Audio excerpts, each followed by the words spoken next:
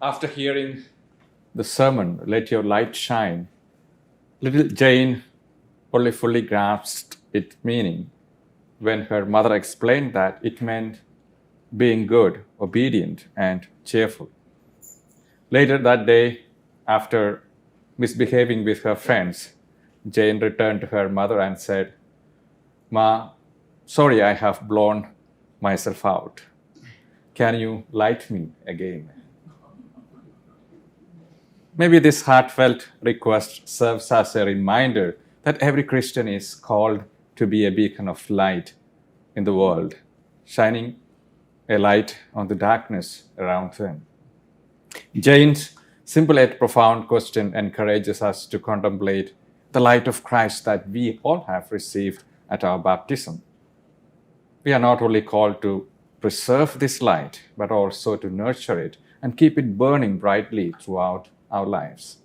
And the Gospel of the day underscores this same message. Jesus instructs his disciples, be ready, dressed for service, and keep your lamps lit. This is both a reminder and a challenge to keep the light of Christ shining in our lives. Yet in a world full of distractions and challenges, many winds seek to extinguish this light. One such wind is the wind of losing focus on God.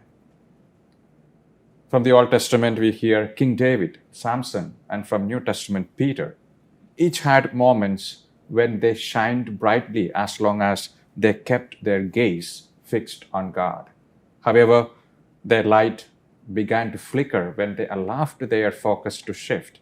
Whether it was David, succumbing to the temptation with Bathsheba, or Samson revealing his secret to Delilah, or Peter panicking as he walked on water.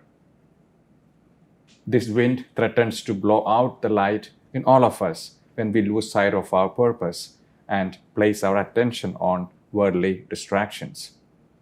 Another powerful gust is the wind of selfishness.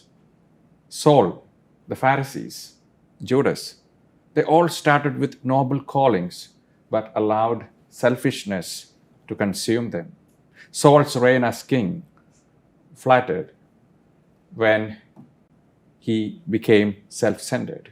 The Pharisees lost their spiritual integrity when they focused on their agendas. And Judas ultimately betrayed Christ for financial gain.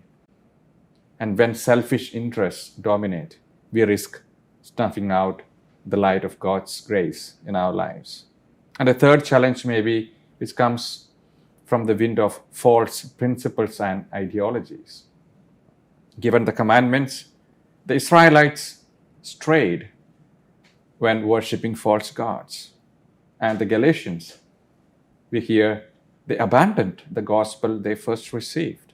In both cases, these communities allowed external beliefs and ideologies to lure them away from the truth.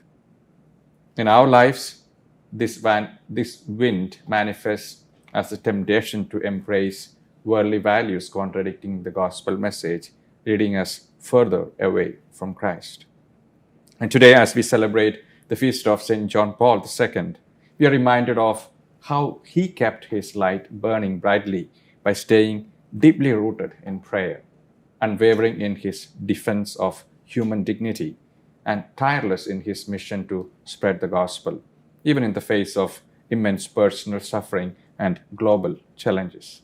His faithfulness to Christ's light continues to inspire millions around the world. In moments of weakness, we can approach God's mercy with humility of little Jane, saying, Lord, sorry, I have blown myself out. Can you light me again? And in His grace, our light can be rekindled and shine brightly once again. Amen.